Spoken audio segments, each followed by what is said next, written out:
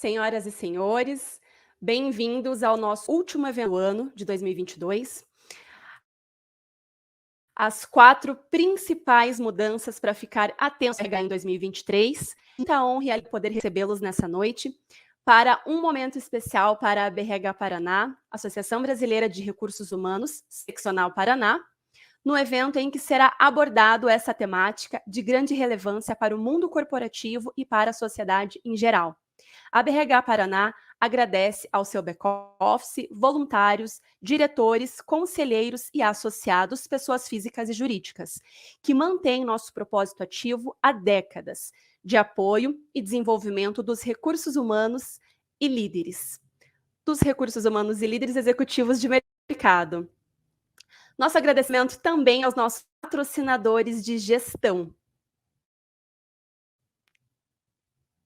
Microsoft, de Lima Lopes Cordélia, Nube Dental Uni, Básica, Bourbon, Handstudy, Gazeta do Povo, Exal, Great Place to Work, Tuminset, Teamwork, Strategos e Vetor.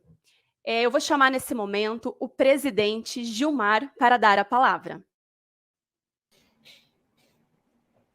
Boa noite.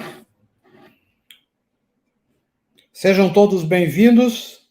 Meu nome é Gilmar Andrade, sou presidente da BRH Paraná e quero agradecer aí os nossos palestrantes que hoje assumem esse desafio, que é falar sobre as 4 principais mudanças para ficar atento em seu RH em 2023. Agradeço em nome da BRH o Antônio Rodrigues, o João Paulo Belém Maurício, pela predisposição em atuar aí conosco nessa live de hoje, que na verdade é a última live do ano, né? Depois disso nós encerramos as nossas atividades este ano e somente voltaremos no dia 7 de fevereiro de 2023. Então, em nome da BRH, quero mais uma vez agradecer aos que estão participando dessa live e dizer que sempre para nós é muito gratificante poder estar compartilhando com vocês esse tipo de conhecimento, né? Principalmente no que se trata ao que ainda está por vir, ou seja, olhar para 2023, né? E falar sobre desafios na área de recursos humanos. Então, espero que vocês tenham uma boa live e agradeço mais uma vez os nossos painelistas. Muito obrigado, uma boa noite a todos. Antônio, mais uma vez, obrigado, Antônio. João Paulo também. A palavra é de vocês. Obrigado, professor. Obrigado, professor, mais uma vez. Que honra, pessoal. Boa noite a todos. Que honra estarmos aqui com vocês nessa última transmissão de 2022. É uma grande responsabilidade, mas uma grande honra, como eu já comentei para a gente, né? Falarmos aí sobre 4 principais temas, né? Que vão estar muito em evidência aí nos RHs no ano de 2023. Então, a gente vai debater sobre esses assuntos, a gente vai debater sobre esses temas com vocês. Fiquem desde já bastante à vontade para acessar o nosso chat, fazer questionamentos. A gente vai estar aqui para apoiar vocês, para tirar algumas dúvidas e também para trazer alguns esclarecimentos sobre esses 4 temas que a gente separou aí para vocês nessa live. Não é mesmo, Antônio? Isso aí, pessoal. Então, mais uma vez, obrigado pela oportunidade e esperamos poder contribuir com informações muito valiosas aí para vocês no dia de hoje, tá? Vamos lá, João. Então, vamos lá, pessoal. Para essa live de hoje, a gente separou aqui 4 temas. 4 temas que vão estar muito em evidência, como a gente já comentou, né, nos RHs aí no ano 2023. A gente vai ver que alguns deles a gente já está ouvindo falar desde 2022, e alguns deles também antes mesmo de 2022, pessoal. Tá? São 4 temas bem relevantes. A gente vai fazer, eu e o Antônio, aqui, a gente vai fazer um bate-bola sobre esses 4 assuntos. Então, a gente vai acabar revezando aí sobre os temas com vocês. E para começar, pessoal, a gente gostaria de agradecer aos nossos parceiros, né, que estão aqui ajudando a promover esse evento, a Regi Sistemas e a Nordem Assessoria. Tá? Esse evento, essa transmissão, é uma parceria com esses dois parceiros e também com a Recurso Extra, assim como a BRH. E para começar, pessoal, a gente vai falar sobre o PPP eletrônico. A gente tem aqui na tela para vocês um roteirinho, um materialzinho que a gente preparou, apenas para que a gente possa falar sobre esse assunto, sobre esse primeiro tema, que ele já vem sendo falado, pessoal, desde lá de 2021, tá? Que é o PPP eletrônico. Na verdade, esse assunto, esse tema, era para já ter entrado em vigor esse ano, tá, pessoal? Só que ele foi prorrogado aí para a partir de 1º de janeiro de 2023. E a partir dessa data, então, pessoal, o PPP ele vai passar a ser emitido exclusivamente em formato eletrônico. Então, hoje, aquela nossa forma de emitir o PPP em meio físico, tá, pessoal, em formulário físico, a partir de 1º de janeiro de 2023, ela não vai ser mais aceita. Então, a partir dessa data, todas as empresas vão precisar se adequar para fazer o envio através de e-mail eletrônico desse formulário, do perfil profissográfico profissional dos colaboradores. E aqui, pessoal, através da portaria 313, nós temos algumas alterações importantes no que diz respeito ao PPP. Tá? Então, à medida que eu começo a enviar essas informações através de e-mail eletrônico, eu tenho também algumas outras alterações importantes que precisam ser levadas em consideração por todas as empresas. Tá? E aqui, pessoal, para a gente começar uma conceitualização sobre esse tema, sobre o PPP eletrônico, vale salientar que a forma de transmissão, a gente vai abordar um pouquinho mais à frente, mas a forma de transmissão dessas informações, a partir de 1º de janeiro de 2023, vai ser através do e-social. Então, esse programa, que já vem sendo falado, vem sendo implementado pelas empresas brasileiras desde lá de 2008, ela entrou numa fase bastante importante ultimamente, recentemente, né, que são os envios dos arquivos relacionados à área de SST, Saúde e Segurança do Trabalho, e um desses layouts, pessoal, o S2240, que ele trata das condições ambientais de trabalho, ele vai passar a embasar as informações para o PPP eletrônico dos trabalhadores. Tá, pessoal? Então, vamos lá. Falando um pouquinho do que muda com o advento, aí, com a entrada do PPP eletrônico a partir de janeiro de 2023, pessoal. O PPP, né, que ele considera todo o histórico laboral dos trabalhadores, ele vai passar a ser emitido de forma exclusivamente em formato eletrônico. Tá? Aqui a gente até costuma comentar que o formato de envio, o formato da transmissão muda, mas a essência do PPP, pessoal, o objetivo principal do PPP, ele não muda. Tá? Então, o que vai mudar na prática para as empresas é a forma como eu vou transmitir essa informação para o governo. Tá? E aqui, pessoal, para que o colaborador ou para que o trabalhador consiga visualizar essas informações e para que a gente consiga disponibilizar essas informações também, hoje a gente tem que cabe ao INSS adotar essas providências necessárias para o recebimento dessas informações do PPP dos colaboradores em meio eletrônico, tá? Essa forma de recebimento vai se dar através do e-social, e o segurado, por sua vez, pessoal, ele vai ter acesso às informações que foram transmitidas pelo empregador através do aplicativo Meu INSS. Então, através do envio, quando se der o envio do layout S2240, o trabalhador ele também já vai ter acesso a essa informação. Aqui hoje, na emissão do PPP, né, a gente tem algumas regrinhas, mas comumente, a grande maioria das empresas faz a emissão, faz a entrega do PPP para o colaborador no momento do desligamento desse colaborador. Tá?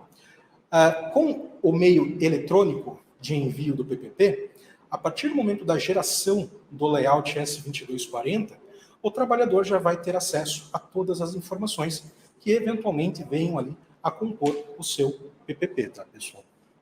Isso aqui é bastante importante, porque vem bastante ao encontro do que está acontecendo hoje com os outros envios do e-social. A partir do momento que a empresa envia as informações para o e-social, a informação ela já fica disponível para aqueles órgãos ou para aquelas pessoas que precisam dessas informações. Com o PPP eletrônico, vai acontecer a mesma coisa, tá, pessoal? Continuando nessa temática do que muda, tá, pessoal?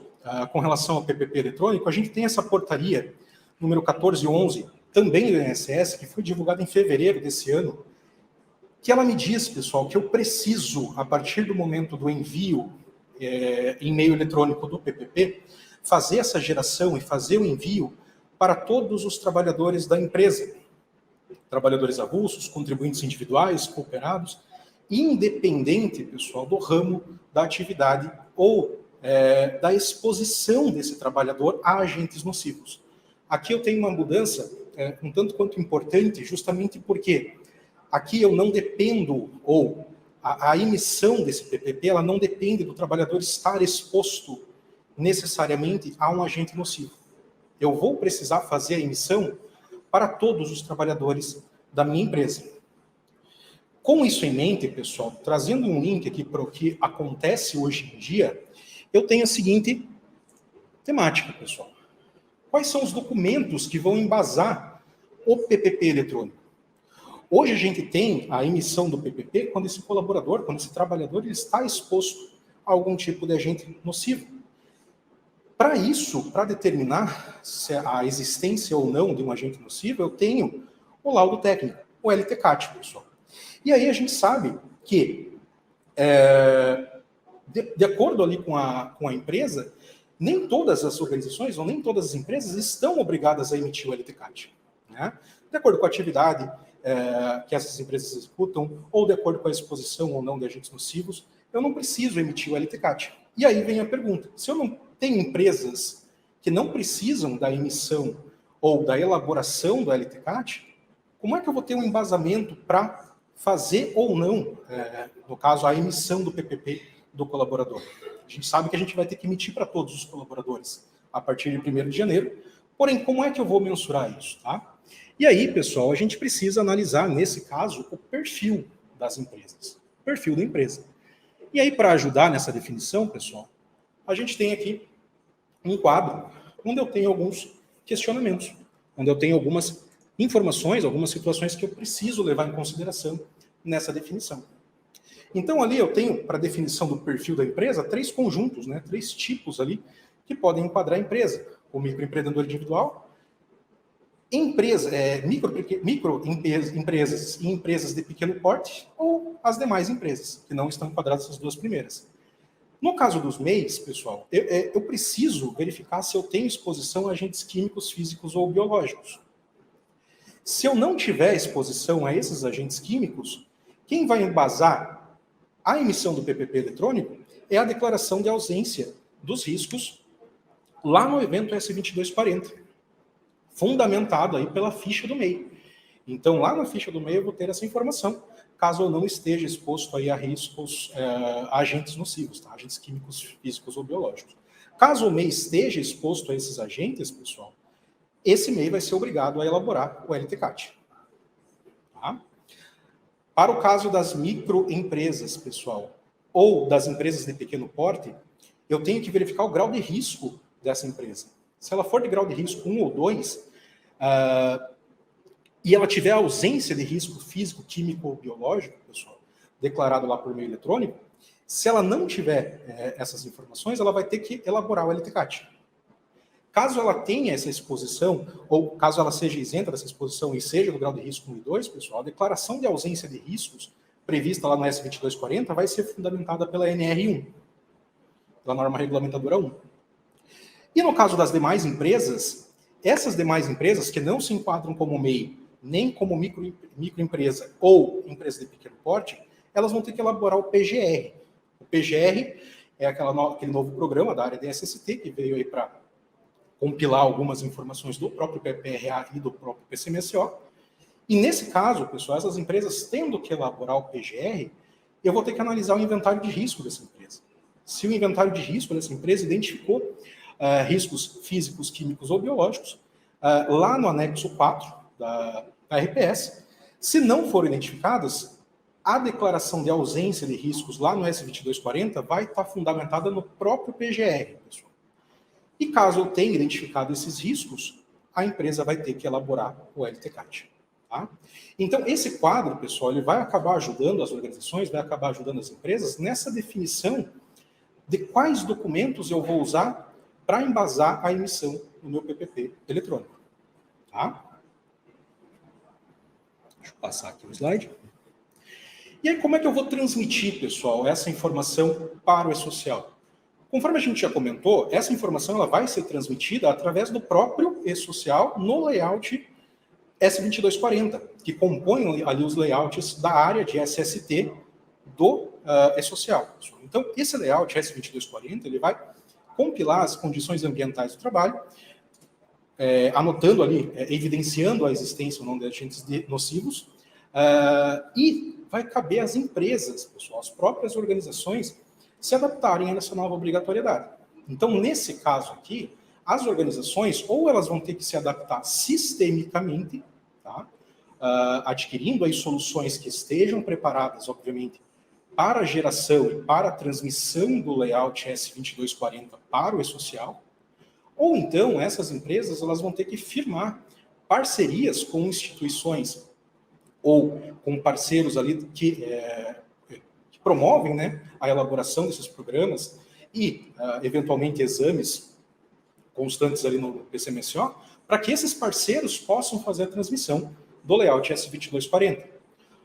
Obviamente, aqui a gente tem, as empresas, né, vão ter que analisar a questão dos prós e dos contras com relação ou à aquisição, à adequação de um sistema para a transmissão de arquivos para o e-social, ou então de firmar parcerias, mas fato é que a partir daquela data, a partir de 1º de janeiro, todas as organizações elas vão precisar se adaptar, elas vão precisar transmitir, pelo menos até o momento. Enquanto a gente não tem nenhuma decisão em contrário, vale o que a gente tem, que é 1º de janeiro de 2023, entrando aí essa nova obrigatoriedade do PPP eletrônico, tá, pessoal?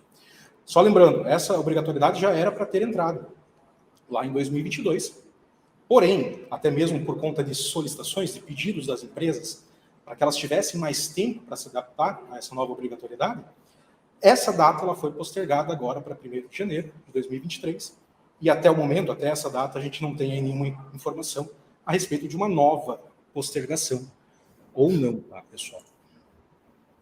Esse foi o primeiro tema que a gente abordou nesse encontro, tá, pessoal? Um tema que a gente vai ouvir falar muito ainda, quando, evidentemente, né, quando esse tema entrar em vigor, a partir de 1º de janeiro.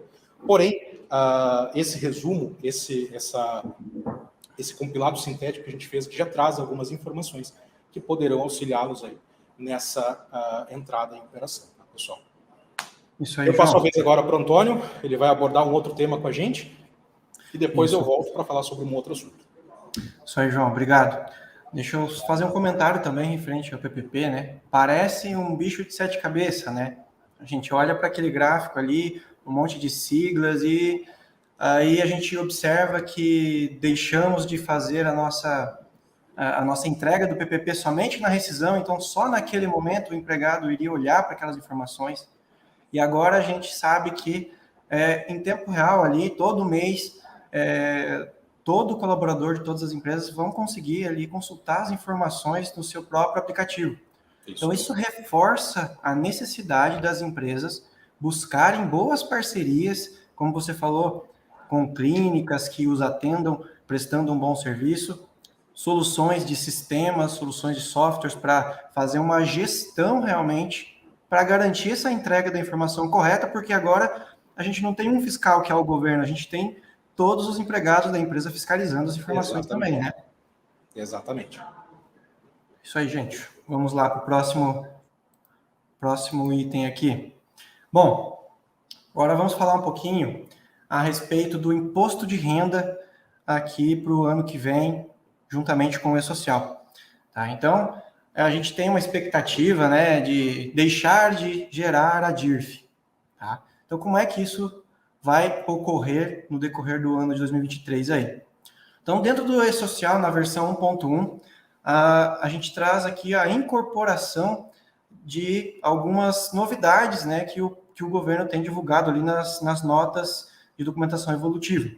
Tá? Então, uma delas que a gente vai falar posteriormente também é referente aos processos trabalhistas e a nota de janeiro de 2021, que traz ali informações sobre o imposto de renda retido dos colaboradores.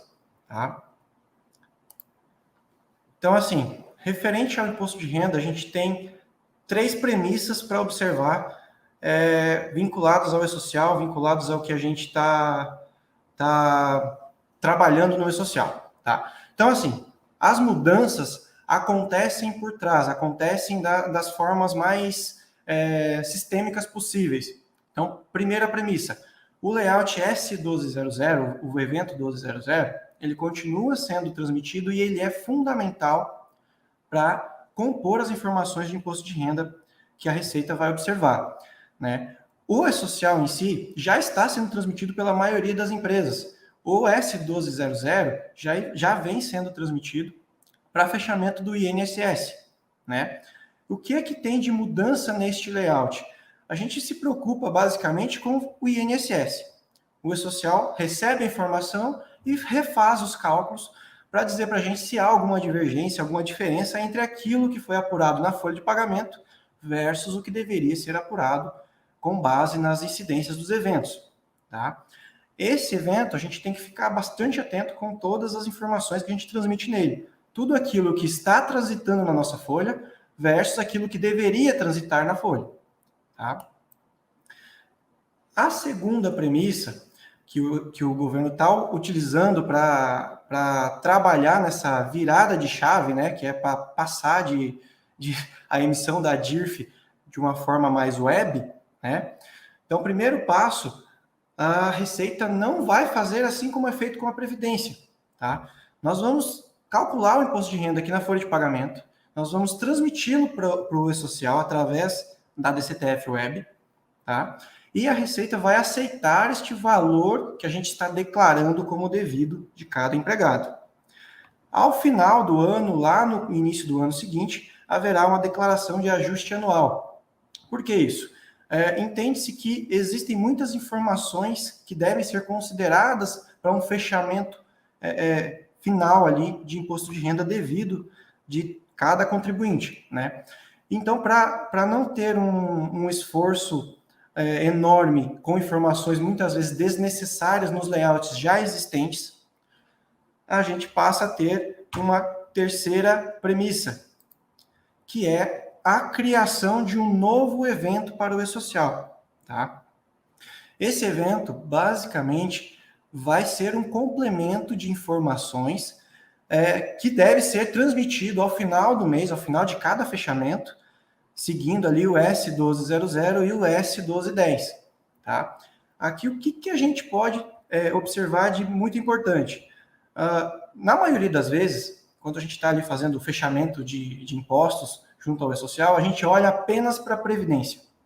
A gente deixa de lado, muitas vezes, o imposto de renda porque ele não está sendo apurado ou pago, recolhido, com base naquilo que está sendo transmitido para a Receita Federal, para a DCTF Web. Tá? A partir de agora, a gente precisa observar melhor esse evento, essas informações que são transmitidas no S1210 e também complementar com as informações levadas através do S1220. Por que isso? Muitas vezes a gente tem informações como dependentes que a gente não entende necessário colocar na folha de pagamento ou que o empregado entende que não é necessário declarar ali como seu dependente para o empregador. E ele opta por fazer essa informação lá no final do ano, quando ele vai fechar a declaração efetivamente, né? Então, para informações como essa, ou informações complementares, realmente, existe agora o evento 1220. Olhando para essa premissa aqui, ela parece ser gigantesca, parece ter um monte de alterações, tá? Mas, basicamente, o e-social vem trazendo pequenas alterações nos layouts já existentes, aqueles layouts periódicos que a gente já está acostumado a transmitir para o e-social, e separa as informações num novo layout. Tá? O prazo de envio, o período de envio, de transmissão dessa informação, ela segue a mesma da folha de pagamento, até o 15º dia útil do mês subsequente. Tá? Aqui a gente traz um resumo de quais serão os layouts impactados aqui por essa mudança que contempla uma virada de mentalidade para a gente passar a caminhar para uma inexistência da DIRF no futuro, né? Da forma como ela é. Então, aqui dentro, perceba que a gente tem mudança no S1200, nos demais S's ali complementares ao 1200, e a gente tem a entrada de um layout novo, 1220. O retorno que a gente via hoje, o 5002 ali, que trazia para nós o retorno do que foi transmitido para o e-social referente ao imposto de renda, ele foi reconstruído, tá? E aí, aqui desta informação, eu destaco o RRA. O que é isso? São informações referentes a remunerações que eram devidas na competência no ano anterior, tá? Isso aqui a gente visualiza quando? Quando a gente faz uma folha complementar, uma rescisão complementar, lá em janeiro, lá em fevereiro, que se refere a informações que eram devidas no ano anterior, tá? Então, o que a gente normalmente faz? A gente faz uma folha complementar e segue a vida normalmente. Com essa necessidade de informação para a Receita Federal, o que a gente tem que observar? Tudo aquilo que transita numa competência posterior ao ano atual que a gente está, ele deve ter informações diferentes dos eventos comuns, dos eventos normais, das verbas normais da folha, tá? Então, suponhamos que a gente vai fazer uma rescisão complementar lá em janeiro, que é devida a dezembro, a novembro do ano anterior. Os eventos normais, a saldo de salários, os eventos de horas extras, eles devem transitar nessa rescisão com eventos diferentes, com configurações diferentes, para poder compor os impostos, os tributos corretamente, para a Receita poder fiscalizar isso depois e apurar o imposto de renda devido, tá? O que a gente tem aqui de bem importante nessa informação de embasamento? A nossa expectativa até pouco tempo era que a nossa última ADIRF fosse realizada agora no começo do ano de 2023, referente à competência anterior, referente ao ano calendário anterior, a 2022. Né? Só que aqui na versão 1.1 do E-Social, a gente tem algumas alterações que vêm, sim, alimentando informações para a DCTF Web que vão compor a base de dados da Receita Federal, porém elas ainda não estão completamente concluídas. Tá? Então a gente tem ainda algumas informações, alguns versionamentos de E-Social que vão ser liberados ao decorrer do ano de 2023, para daí sim a gente pensar em extinção da DIRF como ela é hoje. Tá? E em complemento a essa informação, né, a Receita Federal divulgou ali uma instrução normativa, em 15 de julho agora, falando sobre o prazo de mudança da DCTF antiga, como ela era, para a DCTF Web. Tá?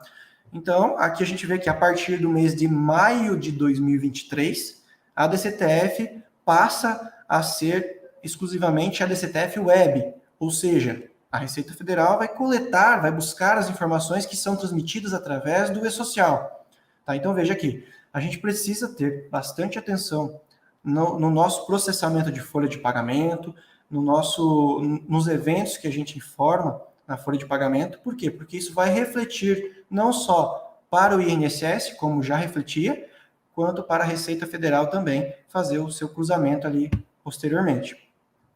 Atualmente, a gente vai ter, então, a troca aqui, a substituição da DCTF para a DCTF Web em maio de 2023, ou seja, no início de 2024, até o momento, a gente vai ter ainda que fazer uma DIRF como ela é hoje, né?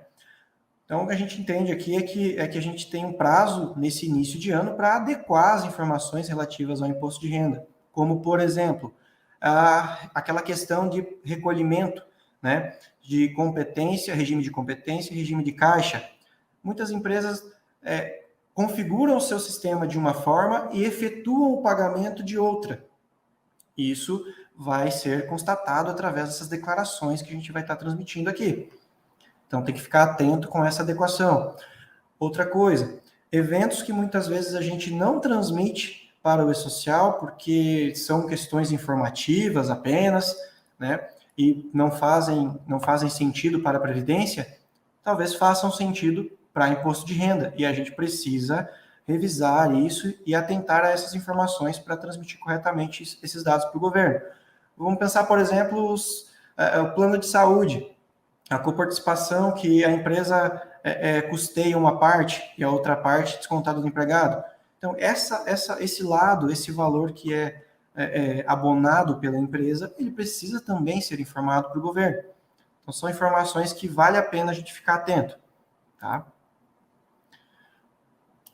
Bom, essa informação do imposto de renda, ela não é uma coisa muito grande, tá? Ele muda basicamente, como a gente estava vendo aqui no layout anterior, alguns componentes dentro de layouts já existentes. Então, se vocês já transmitem a folha de pagamento para o E-Social no 1200, isso vai continuar da mesma maneira. O que é que tem que ficar atento quanto a isso? É a versão, por exemplo, do sistema que vocês utilizam para fazer o processamento da folha de pagamento. Tá? E é a empresa de software que precisa se adequar aos novos layouts e compor as informações que vão ser transmitidas no mesmo. Enquanto isso, o que os RHs têm que ficar atentos? Eu estou alimentando o meu sistema da maneira correta? Eu estou alimentando as informações que eu preciso transmitir dentro destes layouts? Tá? Então, isso aqui é o ponto de atenção que a gente tem que ter para maio de 2023 as informações estarem corretas ali, sendo transmitidas corretamente para o governo. Legal? Bom, sobre o imposto de renda, basicamente são essas informações que a gente tem para discorrer aqui neste momento. Então, a novidade ruim é que a DIRF ainda, a princípio, vai existir no ano de 2024, e a novidade boa é que estão trabalhando para mudar isso, né? Então, a princípio, a gente tem uma evolução bem grande quanto a essa mudança aqui dentro do E-Social também. João, você está por aí?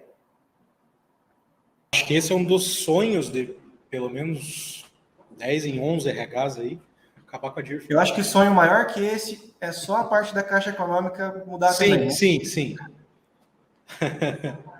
Vamos lá, pessoal. Obrigado, Antônio. Vamos dar sequência, então, aqui, pessoal.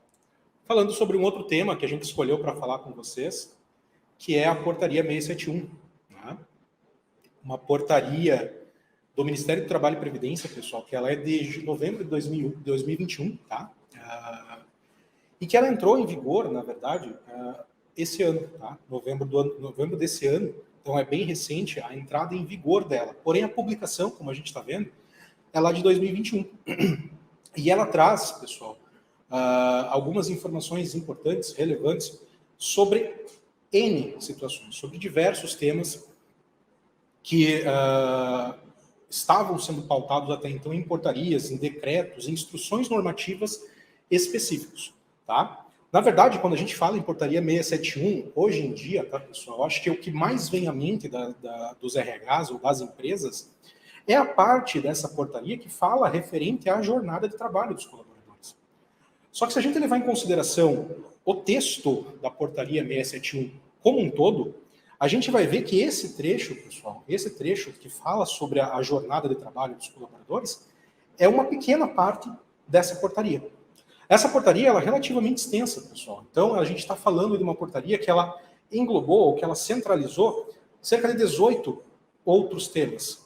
Além da jornada de trabalho, a gente tem mais 17 temas abordados nessa portaria. A gente está falando de uma portaria com mais de 400 artigos.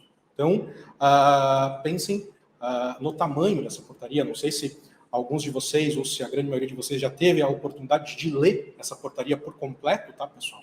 Mas a gente está falando de um documento, de uma portaria, com mais de 400 arquivos, mais de 400 artigos, fora os seus anexos, tá, pessoal? Então, a gente está falando realmente de uma legislação, de uma nova portaria relativamente extensa, tá? O que acontece, pessoal? Essa portaria aqui, ela visa disciplinar, como diz lá o artigo 1º dela, tá?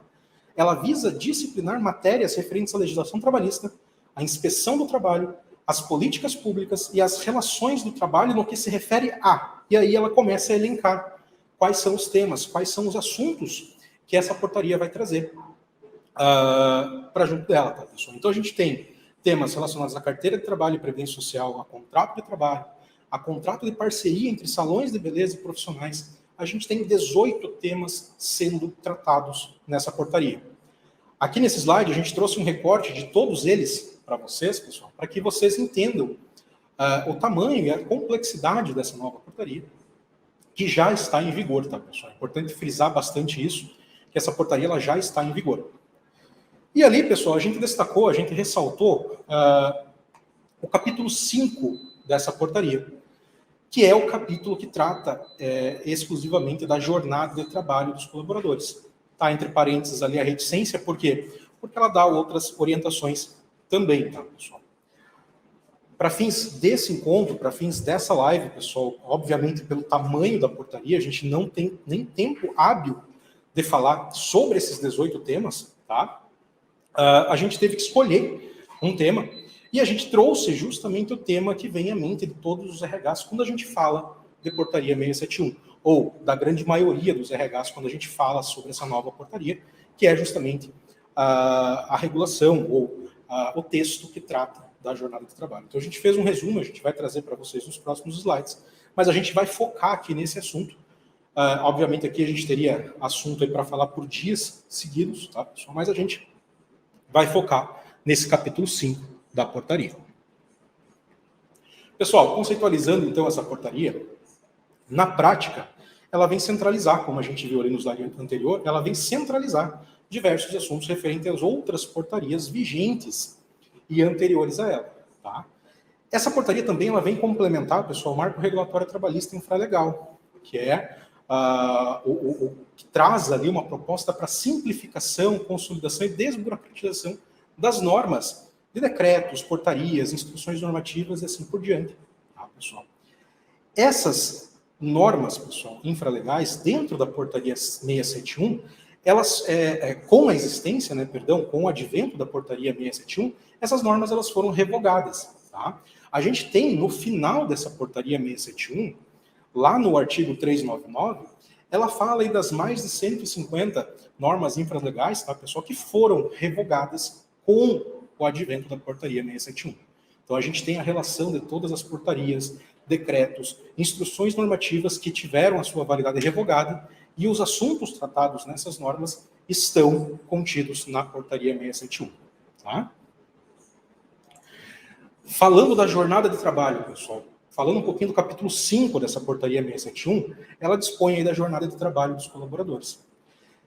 Esse capítulo ele se inicia no artigo 56 e vai até o artigo 101. Então, como eu comentei com vocês, ela é uma parte da portaria 671, não a portaria 671 como um todo. E dentro desse capítulo, pessoal, ele também tem uma subdivisão em 3 seções. Tá?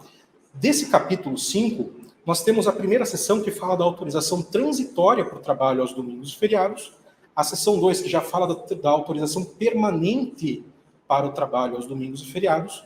Na seção 3, a gente tem a prorrogação da jornada em atividade insalubre. E a seção 4, ela fala da anotação da hora de entrada e saída em registro manual, mecânico ou eletrônico. Nessa live também, pessoal, a gente vai focar, dentro desse capítulo 5, na seção 4, que ela fala justamente da anotação da hora de entrada e saída. Por quê, pessoal? No nosso meio, nós trabalhamos com a implantação de sistemas, a gente vê nas nossas implantações ou nas nossas consultorias que a gente tem clientes que têm bastante dúvida referente a esse trecho em específico dessa portaria 671. Tem clientes que trazem à tona agora, em 2022, com a entrada em vigor da portaria 671, aquilo que aconteceu lá em 2009, pessoal, com a entrada da portaria 1510, portaria 1510, que trouxe uma pequena revolução no que diz respeito à jornada, à marcação da jornada de trabalho dos colaboradores. Então, muitos clientes trazem isso à tona com o advento dessa portaria 671. Então, é aqui que a gente vai focar um pouco o nosso debate, pessoal, nessa live. Obviamente, também teríamos aqui, somente no capítulo 5, assunto para falar por algumas horas aí com vocês, tá, pessoal? Mas, para fins desse nosso encontro, a gente vai focar na seção 4 desse capítulo, tá, pessoal? Essa seção 4, ela é uma junção, a gente caracteriza ela como uma junção de 2 portarias anteriores. A portaria 1510, que eu acabei de mencionar, que é aquela que entrou em vigor lá em 2009, que disciplina o registro eletrônico de ponto e a utilização de um sistema de registro eletrônico de ponto. E a portaria 373, pessoal, que é de 2011, e ela veio para flexibilizar um pouco a portaria 1510, tá? Introduzindo aí a possibilidade das empresas usarem um sistema alternativo para controle de jornada de trabalho dos colaboradores. Então, a portaria 673, nessa seção 4 do capítulo 5, a gente pode considerar que ela é uma mescla dessas outras 2 portarias. tá, pessoal? Lembrando que essas duas portarias, a 1510 e a 373, considerando a entrada em vigor da portaria 671, as duas foram revogadas, tá, pessoal? Aqui a gente tem, então, que lá no artigo 74, para adoção, tá? Aqui a gente vai passar a fazer um resumo, pessoal, dessa seção 4 como um todo. Lá no artigo 74, está dizendo que para o sistema de registro eletrônico de ponto não é permitido, pessoal. Então, para a empresa que ela queira adotar um sistema eletrônico para fazer o processo de acerto, manutenção do ponto dos colaboradores, esse sistema ele não pode ter nenhum tipo de restrição de horário para marcação de ponto. Esse sistema não pode oferecer uma possibilidade de marcação automática de ponto, não pode ter a exigência para autorização prévia da marcação de sobrejornada. Aqui a gente grifou o termo marcação de sobrejornada, porque aqui a gente está excluindo a autorização efetiva dessa sobrejornada por parte da empresa para com o colaborador. Então esse sistema ele não pode impedir que esse colaborador efetue a marcação dessa sobrejornada. E esse sistema também tem que ter não pode ter a existência de qualquer outro sistema ou dispositivo que permita ali a alteração dos dados registrados efetivamente pelo empregado lá nos coletores, pessoal, que a gente vai ver um pouquinho mais à frente. Então, todo e qualquer sistema de registro eletrônico de ponto, pessoal, ele tem que ter essas características, tá? Ele não pode ter essa restrição de horário para marcação de ponto. Esses pontos que a gente comentou aqui, pessoal, eles já estão nas portarias anteriores. Tanto na portaria 1510 quanto na portaria 373, eles já falam dessas situações. Então, a portaria 671, ela não trouxe nada de novo no que diz respeito a esses tópicos, tá, pessoal? A gente tem aqui, lá no artigo 75, que caso a empresa opte pela anotação dos horários do trabalho do colaborador de forma eletrônica, ela tem que obrigatoriamente utilizar um dos seguintes tipos de sistemas de registradores eletrônicos de ponto, tá, pessoal? Então, nós temos 3 tipos nessa portaria 371. O REP-C, o REP-A e o REP-P.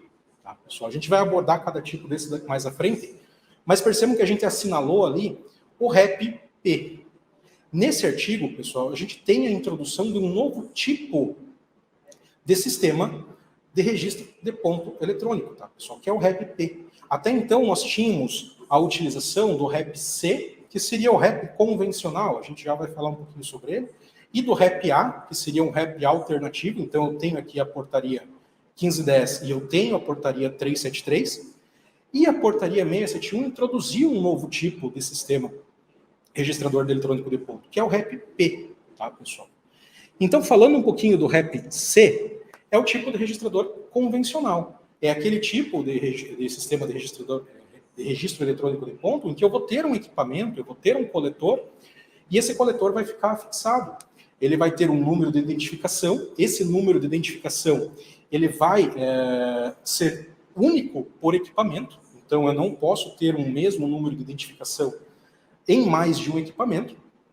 Esse equipamento ele vai estar fixado no local de trabalho ou no local de prestação de serviço do colaborador, e ele vai ter que cumprir algumas exigências, alguns requisitos, para que ele possa ser enquadrado, ou para que ele pudesse até então ser enquadrado na portaria 1510. Um desses requisitos é justamente emitir ou fazer a impressão, né, dos dados do arquivo de fonte de dados, pessoal. Então, quando um fiscal do trabalho, um auditor fiscal do trabalho, ele chegasse na empresa, esse equipamento ele deveria disponibilizar, ou ele deve disponibilizar, uma forma para que esse auditor possa fazer a extração dos arquivos correspondentes às marcações de ponto dos colaboradores. Esse equipamento também deve emitir o comprovante de marcação de ponto para o colaborador. Então, é aquelas famosas papeletas ou as bobinas ali que ficam no equipamento, quando o colaborador registra o ponto, é emitido automaticamente com algumas informações, inclusive o número de sequencial de registro da marcação de ponto, data, hora, identificação do empregador, do empregado e assim por diante. Tá, pessoal? Então, esse tipo de sistema, ele é composto, além do equipamento, além do registrador, propriamente dito, do ponto eletrônico, ele também é composto por um programa de tratamento dessas marcações. Então, era comum a gente ver, principalmente lá com a entrada em vigor da portaria 1510, Muitas empresas correndo atrás de fabricantes, correndo atrás de fabricantes de equipamentos, de relógios ponto, e também esses relógios ponto normalmente já vinham com um sistema para tratamento dessas marcações. Esse é o REP-C tido na portaria 671, pessoal. É o sistema convencional, que a grande maioria das empresas ainda continua utilizando justamente por conta do investimento ou do alto investimento que foi feito lá em 2009 para adequação para a portaria 1510 até então. Então, é comum nós vermos ainda nas empresas muitos equipamentos, muitos relógios ponto, adequados à portaria 1510 que ainda estão em utilização. A portaria 373, pessoal, na época, lá em 2011, ela veio para flexibilizar um pouco a portaria 1510. A portaria 1510, ela tinha lá que as empresas tinham que ter, né, o equipamento, um sistema para tratamento de ponto. A portaria 373, ela introduziu o REP-A, que é o registrador de ponto alternativo, pessoal, que também é composto por um registrador de ponto, tá, e também por um programa de tratamento das marcações de ponto emitidas aí por esse sistema, tá, pelo esse registrador, tá, pessoal? Porém, a grande diferença é que esse registrador de ponto não necessariamente precisaria ser um equipamento físico, né, pregado lá na parede ou no local de trabalho, no local de prestação de serviço dos colaboradores. Ele poderia ser um software, por exemplo, um aplicativo de marcação no próprio celular ou no computador, tá, pessoal? Desde que ele tivesse uma autorização por uma convenção coletiva ou um acordo coletivo de trabalho. Então, a empresa, o empregador, ele precisaria fazer esse acordo ou prever a adoção de uma maneira alternativa de registro de ponto na convenção coletiva para que ela pudesse utilizar. Obviamente, a utilização dessa medida alternativa para a marcação de ponto, ela é válida enquanto durar essa convenção coletiva ou esse acordo coletivo, tá, pessoal? Porém, esse registrador alternativo de ponto também tinha que seguir algumas regrinhas, né? Também deveria possibilitar a impressão, o registro fiel das marcações, quando um auditor fiscal do trabalho solicitasse, tá, pessoal? Então, no REP-A, eu já tinha um pouco uma flexibilização com relação à parte do registro de ponto dos colaboradores da minha empresa, tá, pessoal?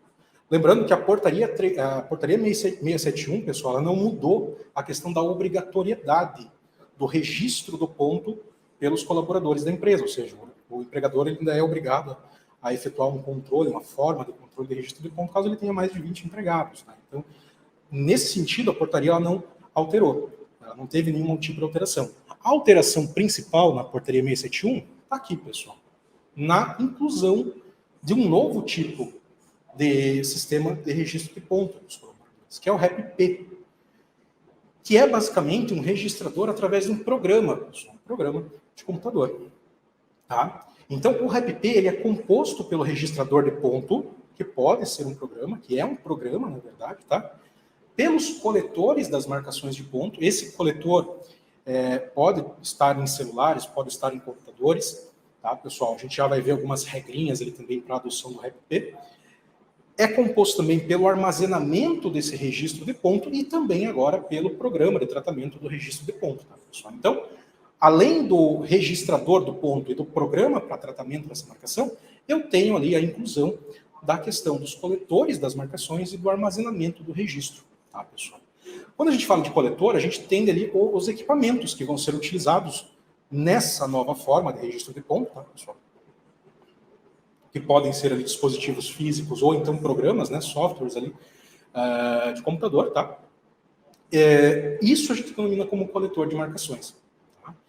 Na prática, pessoal, o REP-P ele pode ser um software, mas a gente vai ver que não é qualquer software que pode ser utilizado como REP-P, como REP para a marcação de ponto, tá, pessoal? A gente tem aqui algumas regrinhas que toda fabricante de registrador eletrônico de ponto vai precisar adotar para se enquadrar nesse novo formato, o REP-P. Esse programa, esse software, ele tem que estar rodando, pessoal, tem que estar sendo executado num servidor dedicado ou num ambiente cloud, num ambiente em nuvem, tá? Então, dentro desse ambiente em que vai ser implementado o REP-P, eu não posso ter outras soluções ou outros aplicativos rodando em paralelo a esse sistema. Precisa ser dedicado. ele deve ser executado exclusivamente para o registro da jornada dos colaboradores. Eu não posso desvirtuar o objetivo principal desse software, que é o registro da jornada, com outras situações, com outras possibilidades para esse colaborador. Ele tem que ser exclusivamente para o registro da jornada. Ele também tem que ter a capacidade de emitir os documentos decorrentes da relação de trabalho. Então, caso eu tenha alguma fiscalização na minha empresa, caso um auditor fiscal do trabalho solicite algum tipo de arquivo decorrente das marcações de ponto dos colaboradores, o arquivo de fonte de dados, o arquivo de fonte de dados tratado, o AEJ, que a gente vai ver que também foi introduzido aqui pela questão da portaria 671, pessoal, que é o arquivo eletrônico da jornada ali dos colaboradores, tá, pessoal? Então, caso eu tenha alguma fiscalização nesse sentido, eu preciso, o REP-P vai precisar fornecer esses documentos, ou fornecer esses arquivos, também em meio eletrônico. Tá, pessoal?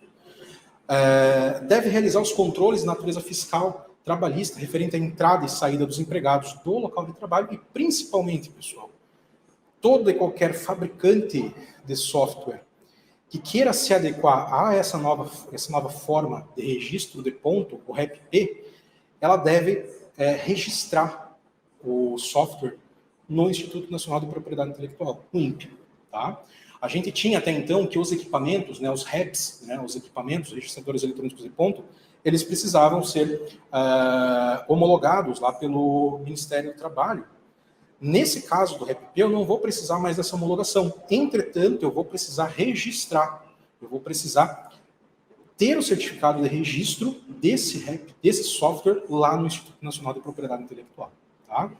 Em resumo, pessoal, a portaria 671, com relação ao REP-P, que é essa nova forma de registro eletrônico de ponto, ela traz essas características para que um software seja enquadrado nessa nova forma, nesse novo formato. E aí, pessoal, o que a gente vai ter dentro do sistema de tratamento de registro de ponto, dentro do programa de tratamento de registro de ponto, que é a portaria 671, abrevia como PTRP, tá, pessoal? Esses programas eles vão ter por função tratar os dados relativos à marcação dos horários de entrada e saída dos colaboradores que são feitos dentro do software. Então, o colaborador vai fazer o registro dessas marcações e esse programa vai fazer o tratamento dessas marcações. Tá? O sistema, o programa em si, ele deve limitar o tratamento do ponto à inclusão de marcações acarretadas por eventuais esquecimentos do colaborador. Então, essa ferramenta, esse programa vai possibilitar a inclusão dessas marcações, caso o colaborador não o faça lá no coletor, né, no registrador de ponto.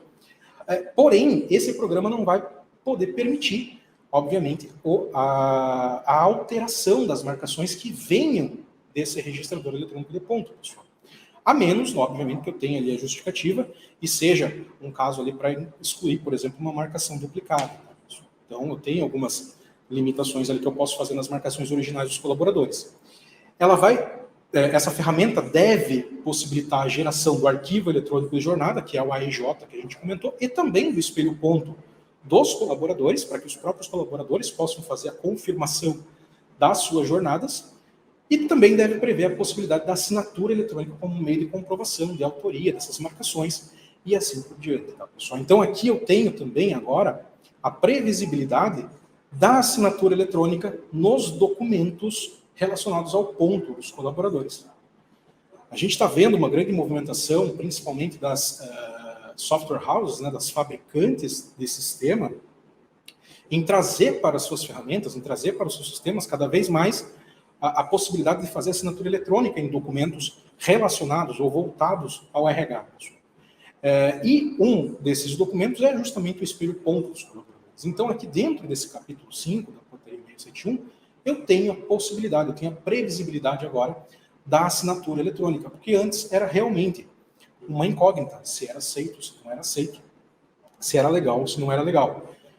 Embora nós tivéssemos aí sempre, né, a indicação para que a empresa, para que o cliente procurasse o seu jurídico, agora a gente tem uma previsibilidade dentro de uma portaria que é válida.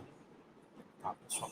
E como a gente comentou, essa ferramenta, o programa, assim como o coletor, assim como o registrador, o REP-P, também deve possuir aqui o certificado ali de registro no INPE. Tá? Então, essas são as principais características também agora do programa de tratamento de registro eletrônico de ponto. Tá, pessoal? E essa portaria, ela também trata a questão do ponto por exceção. Tá?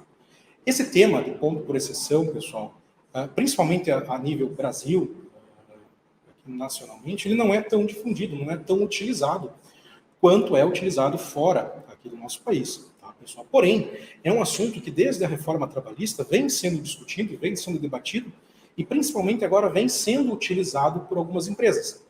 Esse tipo de marcação de ponto pelos colaboradores, que é o ponto por exceção, ele vai fazer com que o colaborador que tem um contrato assinado, firmado com a empresa, e nesse contrato, normalmente, eu tenho a jornada de trabalho fixada por esse colaborador, essa forma de registro de ponto, pessoal, vai fazer com que esse colaborador não precise efetuar as marcações que estão previstas na sua jornada de trabalho. Esse colaborador ele vai passar a realizar as marcações somente que estão fora desse horário de trabalho, dessa jornada de trabalho. Por exemplo, quando esse colaborador for realizar, de fato, horas extras. Tá?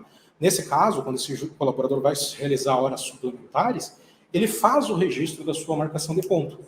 Ou então, obviamente, quando esse colaborador tem algum tipo de ausência, por exemplo, ele chega atrasado ou sai antecipadamente, nesse caso ele também faria o registro do ponto por exceção.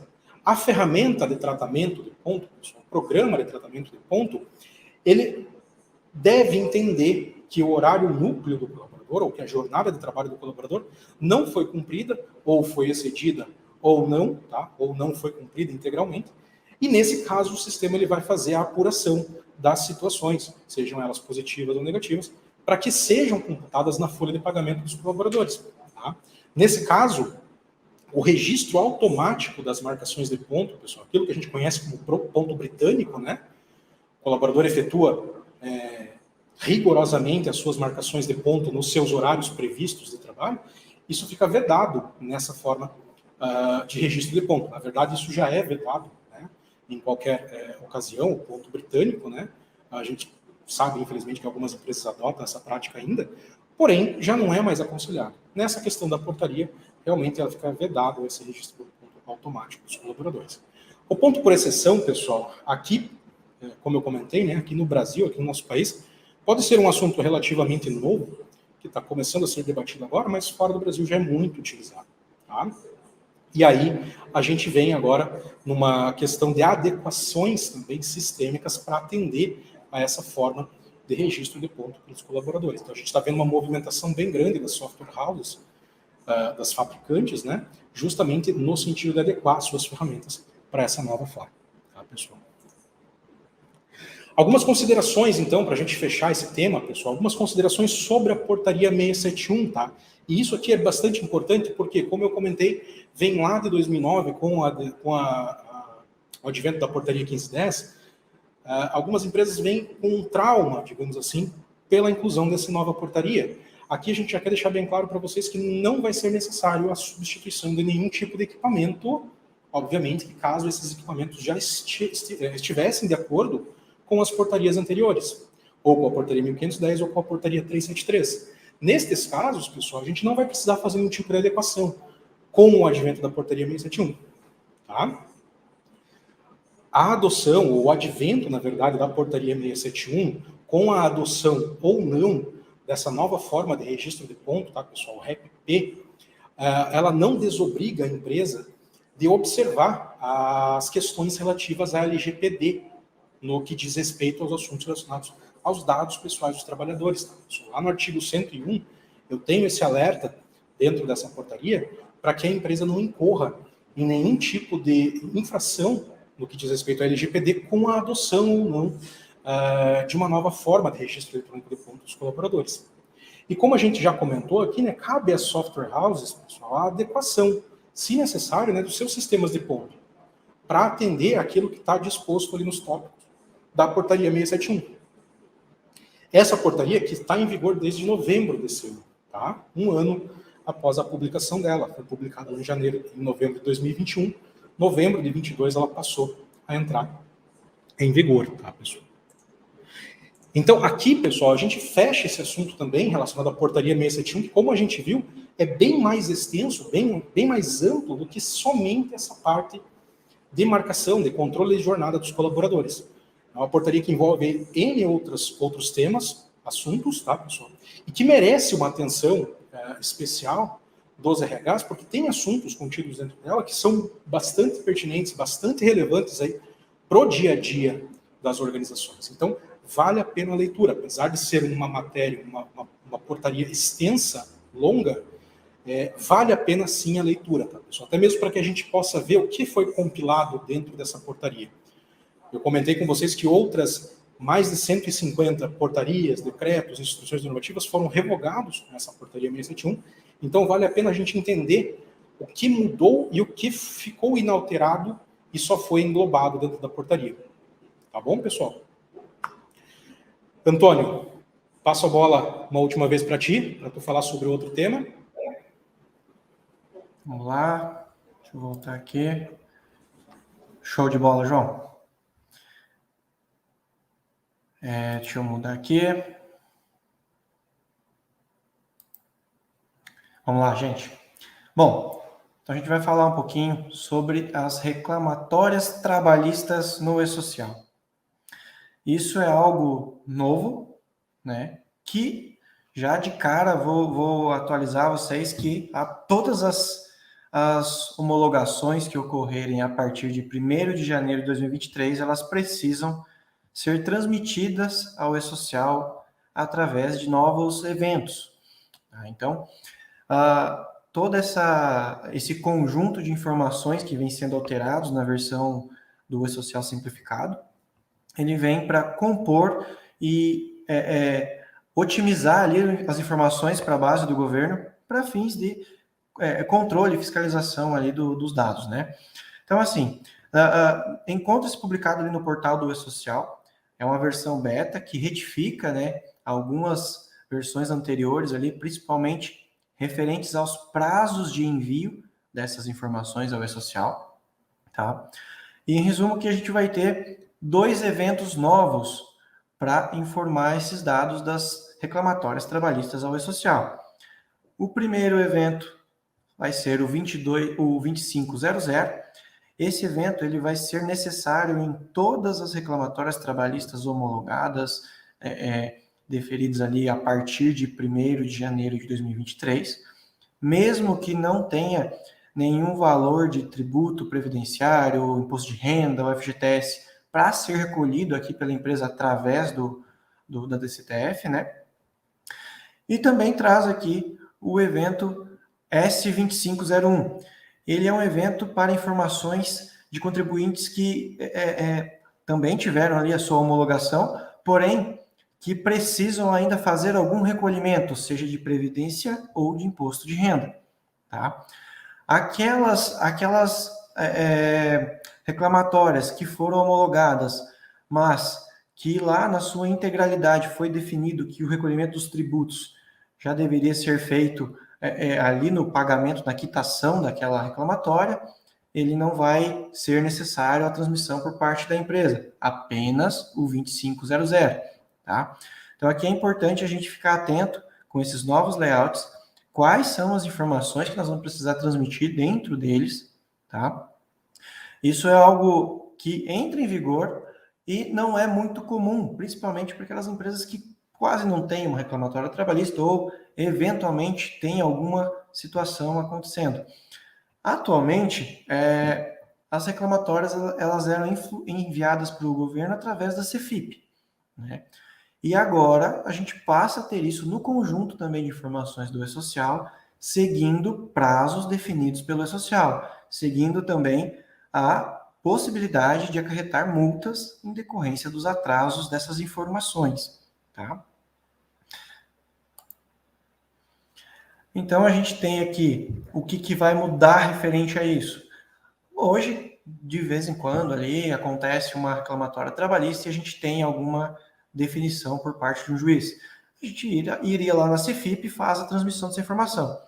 Então, agora, o que tem que ficar atento? Se porventura tu tem um processo aí acontecendo já há algum tempo e ele venha a ser homologado, ele venha a ser definido a partir do dia 1º do ano que vem, a gente precisa fazer a transmissão através do e-social. Então tem que ficar bastante atento com quais tipos de processos a gente tem acontecendo, ou vão ser abertos, ou que podem, né, vir a acontecer. E aí, já entender qual que é a origem, qual que é a definição que está tendo para esse processo, para a gente não perder o prazo de envio dessas informações para o governo.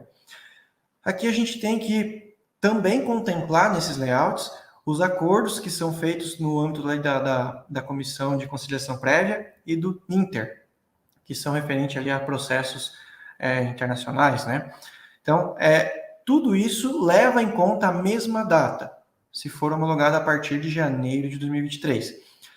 Esses dois layouts, eles são relativamente grandes, eles trazem várias informações da empresa, do ex-colaborador, do colaborador que está sendo parte desta reclamatória, tá? Ou dos colaboradores, e eles contemplam uma série de informações que, em conjunto, vão intercalar com as informações que o judiciário está informando lá para o governo. Então, é importante a informação correta para não ter problemas, tá? Então, temos aqui dois novos layouts, que anteriormente essas informações eram enviadas através da CFIP, e agora elas passam obrigatoriamente a ser transmitidas através desses dois eventos para o e-social. A gente se recorda que lá no início do e-social, quando a gente estava entrando com a folha de pagamento para o governo, algumas empresas ainda não acreditavam que isso fosse entrar em vigor realmente e continuaram recolhendo ali a Previdência, fazendo a CFIP e não atendendo aos envios do e-social, tá?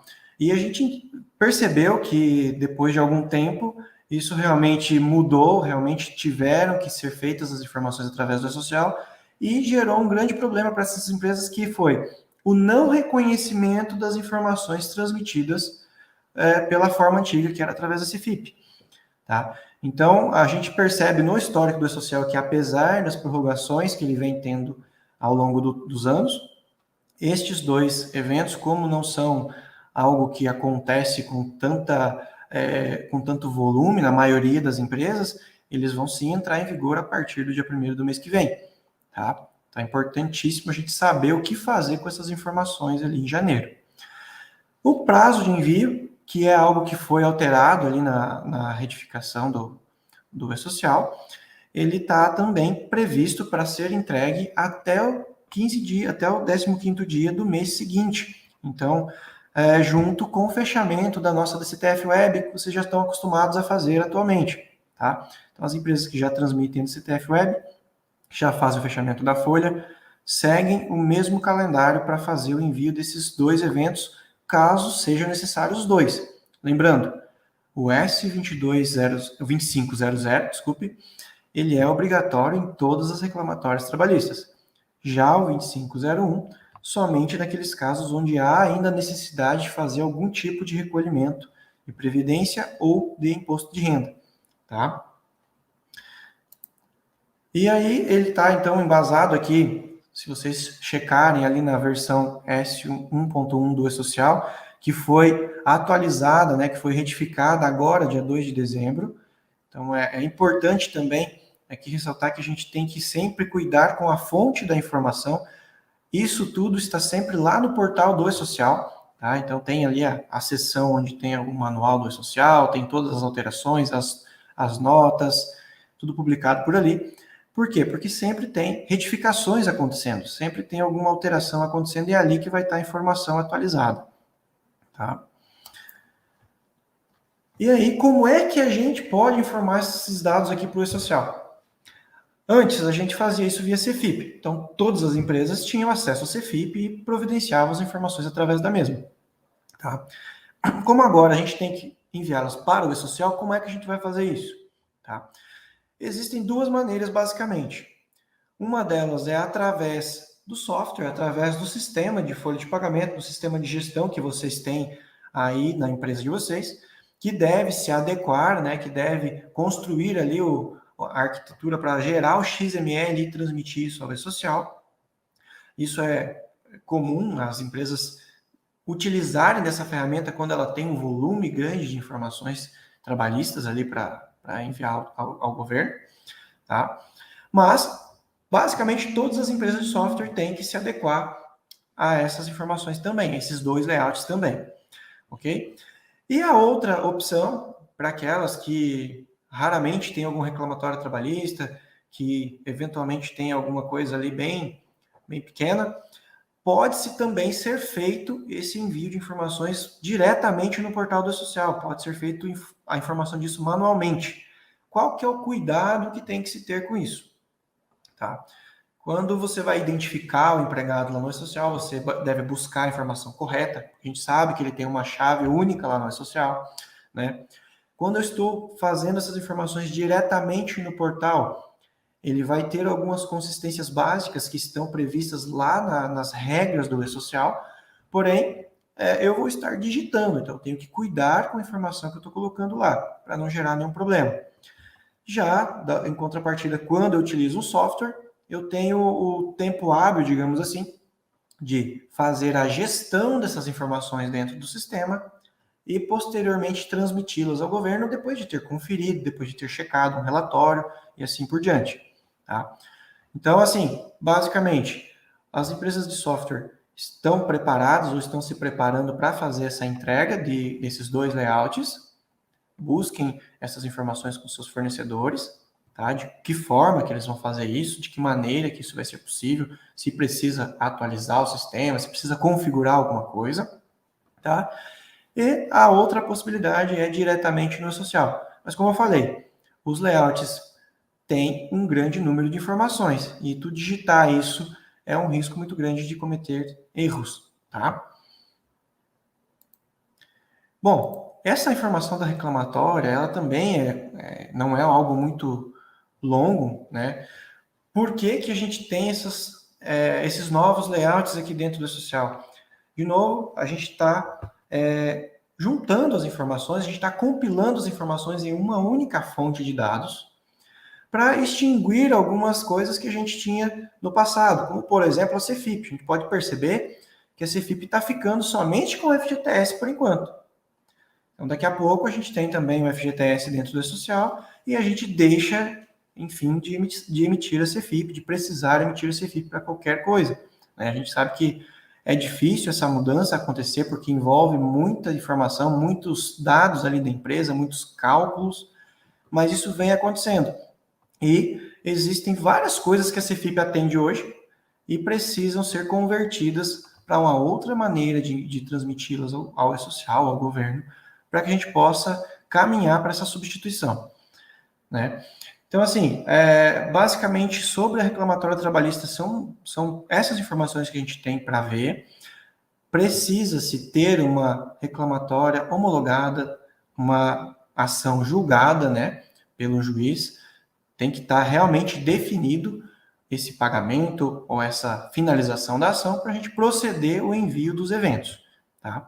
Da mesma maneira que a gente tem hoje nos demais eventos ali de E-Social, nos eventos periódicos, nos eventos não periódicos, a gente também vai ter a possibilidade de retificação do 2500 e do 2501, tá? Através do S3000, da mesma maneira, porém, sabemos que não é muito adequado a gente ficar fazendo retificações, porque isso acende um alerta que entende-se que existem muitos erros acontecendo. Existem muitas situações que o que está levando a gente a fazer retificação. Então é importante cuidar com isso. E algo que não está no dia a dia, que é um reclamatório trabalhista, geralmente não está no dia a dia, é muito mais fácil de acontecer alguma divergência. Não é isso? Então, assim, esse é um dos temas que a gente tinha para falar hoje, esse é o último dos temas que a gente tinha para conversar um pouquinho com vocês hoje. E a gente tem, acho que tem um tempinho ainda aqui para a gente fazer um resumo geral do que a gente viu hoje, né, João? E também para algumas perguntas aqui que vocês provavelmente tenham para colocar para a gente aí. Então, fiquem à vontade. Aqui entendo que o maior assunto, né, não tem como a gente fugir disso, é referente à portaria 671, como o João comentou ali, e também, assim, entendo que é onde a gente tem algumas saídas, né, João? Parece ser muito complicado lidar com a portaria 671, parece muito complicado a gente lidar com processos trabalhistas ou lá com o PPP, mas o que eu posso dizer assim de experiência com o restante do E-Social lá do início é que ele serviu como uma espécie de auditor prévio, né? Então, antes de chegar uma fiscalização até a minha empresa e entender que eu estou fazendo algo incorreto ali, estou pagando, recolhendo alguma coisa incorreta, através do E-Social, através dessas validações que os softwares de gestão, que a própria entrada de informações no E-Social nos proporciona, ajuda a nossa gestão aqui, né? Ajuda a gente a melhorar as informações para não correr o risco de uma fiscalização efetiva lá na frente, né? Isso mesmo. Isso mesmo, pessoal. E enquanto eu estava acompanhando ali a fala do Antônio, eu estava dando uma olhada no chat ali também, tá? Sobre esse assunto da portaria 671, como o Antônio comentou, realmente é um assunto, é um dos temas que a gente trouxe aqui, que a gente tem muito mais abertura para poder falar, para extrair informações e para passar conteúdo para vocês, tá? Porém, né, devido ao nosso tempo, a gente teve que realmente afunilar um pouco essa matéria, esse tema. E no chat ali, por exemplo, o Cláudio Borges, né, ele comentou que enquanto a gente estava falando sobre o ponto por exceção, o Cláudio Borges ele comentou que ele testou logo na divulgação, né, e lá no sistema sênior, essa questão do ponto por exceção, ela se comportou muito bem, tá? Vocês puderam observar ao longo desse tempo que nós estivemos juntos aqui hoje, que a gente não trouxe nenhum dos temas de forma muito abrangente para a parte sistêmica, tá, pessoal? Então, realmente, o nosso objetivo aqui hoje era passar um conteúdo mais teórico, mais técnico para vocês, porém sem abordar tanto a parte sistêmica, tá? Então, nesse momento que a gente está aguardando aí a movimentação de vocês com eventuais dúvidas, questionamentos que vocês tenham a fazer sobre os assuntos, eu já queria deixar aqui um recado, né? Que a partir aí do próximo mês a gente vai fazer um outro evento como este, mas mais voltado agora para a parte sistêmica. Então a gente vai abordar esses 4 temas, esses 4 assuntos que a gente trouxe aqui hoje para vocês, porém no sistema sênior, no sistema da sênior, tá, pessoal? Exclusivamente da sênior, que é onde nós nos enquadramos, os sistemas que nós representamos e que nós implantamos para os clientes, tá, pessoal? Então a gente vai ter uma outra metodologia, uma outra abordagem agora mais prática sobre esses 4 temas. Então, quem de vocês que estiverem acompanhando aqui hoje, que utilizem o sistema sênior, fiquem de olho. Em janeiro, a gente vai divulgar nas nossas redes, tanto da Regi, quanto da Norden, quanto da própria Recurso Extra, tá, pessoal? A gente vai divulgar a data aí, justamente para que a gente possa fazer na prática, abordar na prática todos esses 4 temas com vocês, com simulações, com explicações e assim por diante, tá? Isso mesmo, João. E uma coisa que fica muito evidente aqui no nossos temas é que muitas coisas nos levam a explorar melhor um sistema de gestão, né? Exatamente. O próprio exemplo do PPP. Como a gente fazia ele antigamente, ia lá na rescisão, preenchia ele manualmente lá dentro do portal lá e entregava junto com a homologação da rescisão, né? E isso era muito fácil, porque o empregado estava ali há 14 anos na empresa, a gente corria atrás das informações lá nos arquivos lá que davam um trabalho danado, preenchia ali o que achava que era, porque o histórico não estava bem correto, né? Exato. E entregava esse documento para o cara. Aí, na hora de fazer a aposentadoria, encontravam-se vários problemas, né? E agora, com tudo isso sendo muito mais otimizado ali, e o tempo e os fiscais que a gente acaba tendo agora, a gente se obriga a colocar essas informações dentro de um sistema, dentro de uma ferramenta que possibilite organizar isso para entregar de forma assertiva essa informação no final, né? É interessante isso porque parece que está se tentando burocratizar a coisa toda, mas no final das contas, o E-Social está pensando em organizar a informação para que melhore a qualidade de vida do empregado lá no final. Exato. Né? Então, é o momento que ele está precisando realmente finalizar uma aposentadoria, finalizar alguma questão e chega lá não tem informação. E com isso, acho que a visão é essa, né? Melhorar esse caminho aí. Exatamente, pessoal. O objetivo é justamente o contrário, né? O objetivo é desburocratizar, é otimizar a operação, tá, pessoal? A gente sabe que toda e qualquer entrada em vigor de uma nova legislação ou de uma nova obrigatoriedade, como foi o caso do E-Social, que a gente passou agora em 2018, no começo, ela traz, obviamente, muitos impactos, né? São alguns impactos, inclusive, negativos, tá? Mas à medida que as ferramentas elas vão evoluindo, vão avançando, a tendência é que o dia a dia de quem operacionaliza essas ferramentas, obviamente que se estiverem bem parametrizadas, bem ajustadas, bem adequadas, a tendência dos usuários, dos operadores dessas ferramentas, é ter essa visão que o Antônio comentou, de realmente você entregar uma obrigação para o governo de maneira assertiva, de maneira correta, sem erros, para que depois não gerem retrabalho para vocês mesmos, tá, pessoal? Então, esse é o objetivo. Todos esses temas que a gente trouxe aqui para vocês, eles vão, invariavelmente, no maior ou no menor grau, causar algum tipo de impacto nas organizações. Porém, a gente espera, né, a gente entende que eles vêm, obviamente, aí para agilizar, para otimizar os processos das áreas de RH, tá, pessoal? Eu estou acompanhando aqui no chat. Temos a perguntinha ali do Eduardo, do seu amigo Duda. Referente às marcações de períodos de competências anteriores, exemplo, quando migramos dados de outros sistemas. Continua.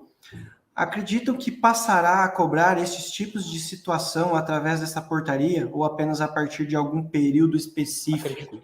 Acredito que não, tá, Eduardo? Como a própria portaria diz, cara, em alguns momentos, tá? É a partir do início da obrigatoriedade para frente. Assim como foi no E-Social, por exemplo, assim como vai ser com o PPP eletrônico, tá, pessoal? No PPP eletrônico, que passa a valer a partir do dia 1º de janeiro de 2023, o envio no formato eletrônico, tá, pessoal? Dali para frente, tá? Então, eu não vou precisar, obviamente, enviar informações em períodos passados de maneira eletrônica. O que diz a portaria é que eu devo sim, a empresa deve sim, manter as informações que foram enviadas ou foram geradas até o dia 31 de dezembro de 2022, ela deve manter, como ela já mantém hoje, toda a documentação. Isso. Guardar isso por um certo período de tempo, por se tratar aí de informações referentes, né, a um RH, tem um prazo de 20 anos que eu preciso manter isso, mas a obrigatoriedade de enviar em formato eletrônico, e-mail eletrônico, são as informações ocorridas a partir de 1º de janeiro para frente. Tá? Então, eu não acredito, Eduardo, que a gente vá ter, através dessa portaria ou de qualquer outra, tá, a necessidade de gerar informações com essa nova sistemática de dados anteriores. Isso. Complementando essa pergunta dele, João, eu vou abusar também de você. Essas informações ali anteriores ao prazo do PPP eletrônico, elas continuam sendo necessárias de serem entregues ao empregado quando ele sai da empresa. Tá? Da forma como a gente faz hoje. Isso continua, da maneira que é feito hoje, como o João está falando. Então, não elimina-se todo o histórico desse empregado, continua lá. Então, se a empresa tem um histórico grande ali de informações, ela precisa ainda fazer a gestão daquilo para poder atender essa demanda de empregados que ainda estão ali na empresa decorrente do período anterior, né? Exatamente. Ou seja, as informações até 31 de dezembro de 2022, elas precisam ainda ser emitidas e entregues ao colaborador, ou quando solicitado, ou então pelo menos uma vez ao ano, né? O ideal seria que as empresas entregassem essas informações para o trabalhador pelo menos uma vez por ano. Porém, a gente sabe, né, que é somente no momento da rescisão que o colaborador solicita essa informação, a empresa vai correr atrás das informações, mas, como o Antônio comentou, até o dia 31 de dezembro de 2022 eu vou ter a obrigatoriedade de fazer a emissão dessas informações, porém no modelo tradicional, o modelo que eu faço hoje. A partir somente de 1º de janeiro é que eu vou passar a enviar um novo formato, tá, pessoal? Isso mesmo. Ô, João, então, deixa eu fazer um resumo, um comentário também do ponto lá. O que gera muita dúvida, eu sempre tenho esses questionamentos, né? Que bom que você focou ali na especificação do REP-P, né? Isso. Muitas empresas vêm e perguntam para a gente se o software ou tal software, o A, o B ou o C, está adequado à portaria 671.